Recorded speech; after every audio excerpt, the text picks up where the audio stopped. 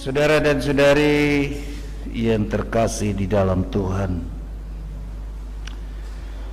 apa yang menjadi harapan dan doa Santo Paulus yang kita dengar di dalam bacaan yang kedua,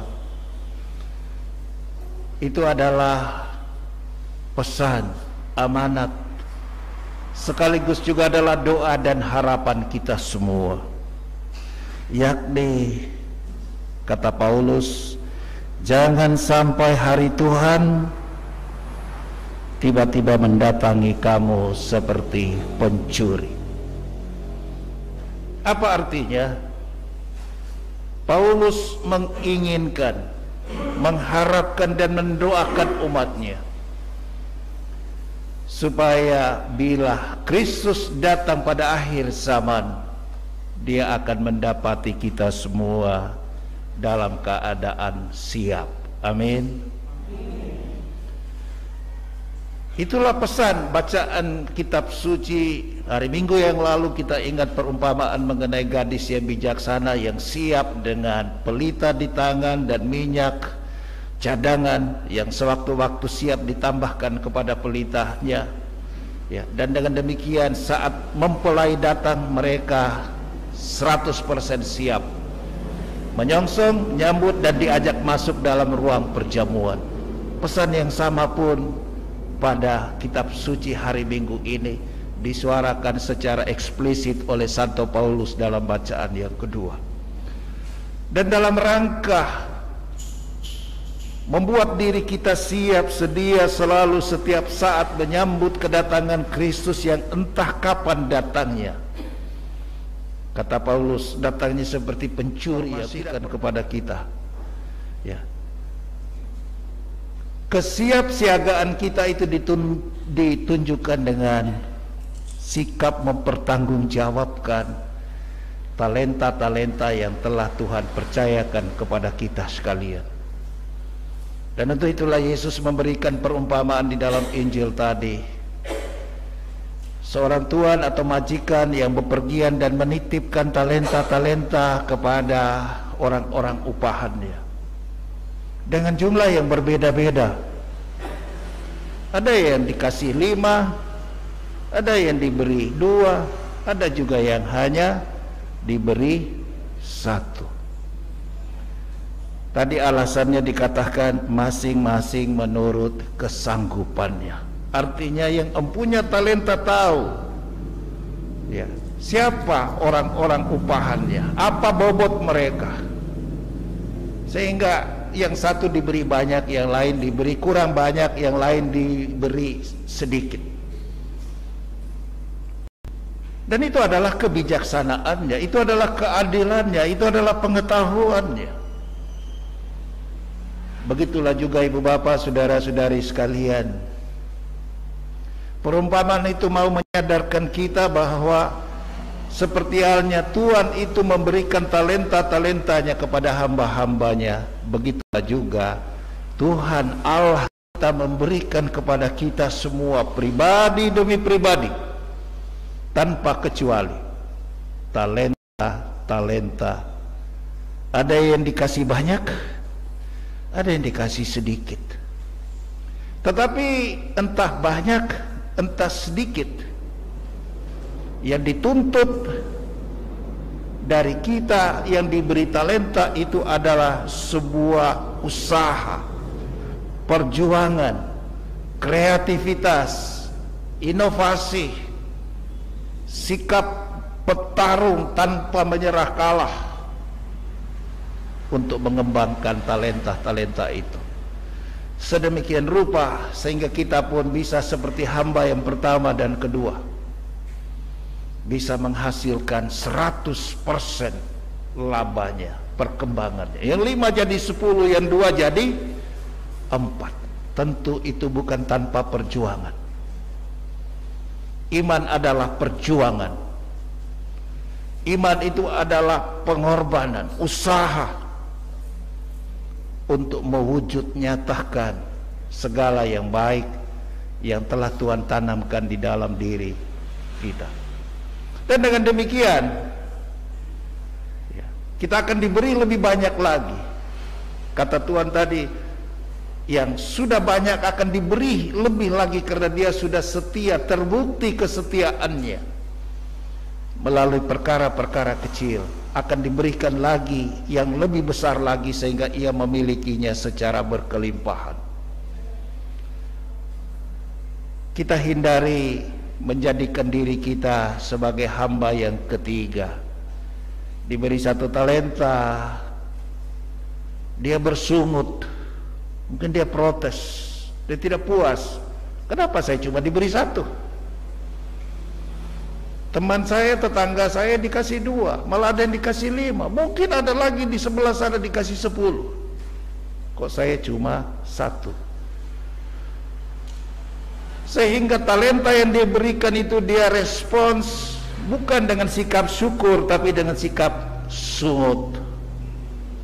Sikap sungut itu menanamkan di dalam diri kita energi yang negatif. Sungut itu melemahkan segala daya juang dan usaha. Sungut itu tidak sehat. Tapi ketika orang bersyukur, dia katakan, syukur saya masih diberi 1. Saya diberi kepercayaan, tapi saya mau berusaha berjuang. Mana tahu yang 1 ini bisa jadi 10 bahkan 20, melebihi mereka yang diberi 5. Mestinya kan seperti itu. Tetapi pikiran-pikiran yang konstruktif seperti itu terkubur oleh perasaan sungut, perasaan kurang, perasaan tidak puas. Hamba yang ketiga ini juga tidak berpikir positif, tapi negative thinking. Dia katakan, Tuanku ini orang yang kejam. Dia mengambil dari tempat yang tidak dia tabur. Dia memungut dari tempat di mana dia tidak menempatkannya, dia tidak taruh, tapi dia ambil. Pikiran yang negatif terhadap orang lain ini tidak kalah dahsyatnya merusak dan melemahkan daya juang. Maka kita selalu dituntut, saudara-saudari, untuk berpikir positif. Orang katakan positive thinking. Ketika kita berpikir positif, maka energi positif juga yang kita hasilkan di dalam diri kita, dan ini yang akan menguatkan kita untuk berjuang, untuk berkreasi, untuk berinovasi, untuk membangun optimisme di dalam hidup. Saudara dan saudari sekalian, kita berusaha seraya kita terus berdoa. Semoga segala bakat, talenta, hal-hal yang baik, hal-hal yang benar di dalam diri kita, dan itu semua datangnya dari Tuhan, itu kita tumbuh kembangkan sedemikian rupa, semaksimal mungkin,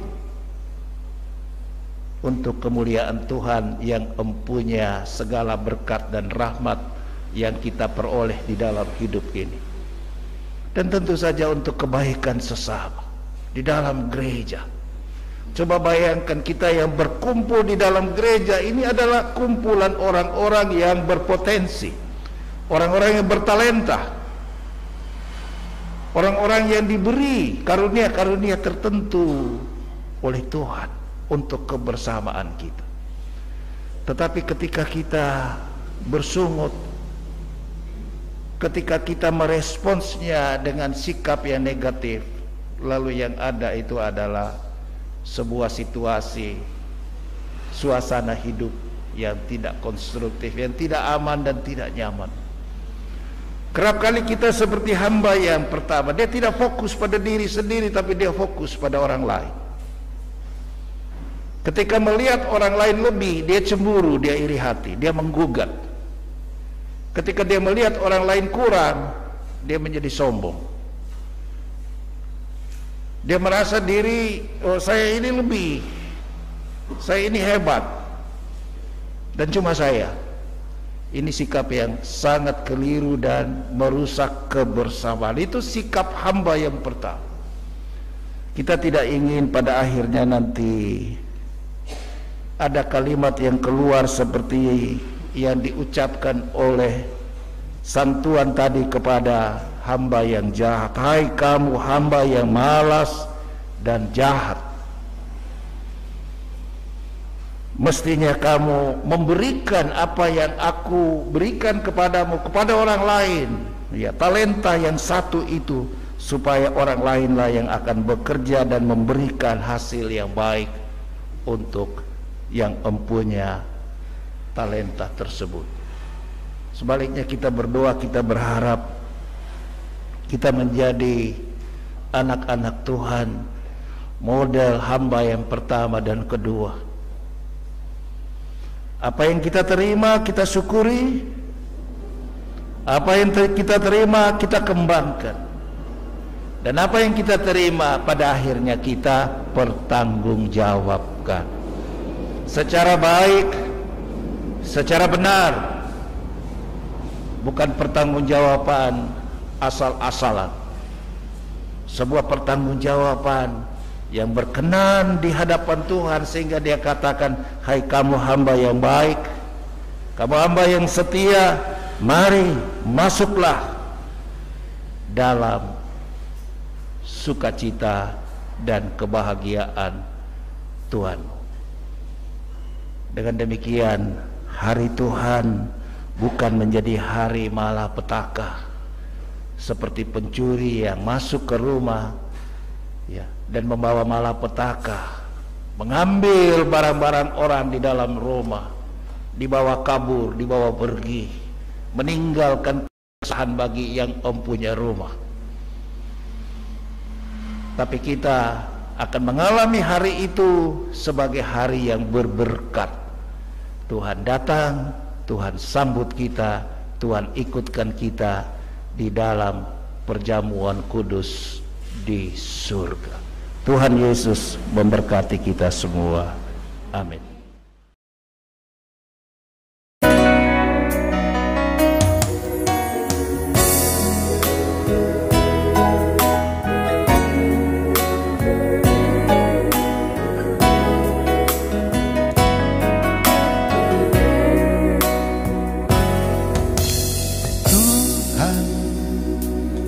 Adalah gembalaku, takkan kekurangan aku. Ia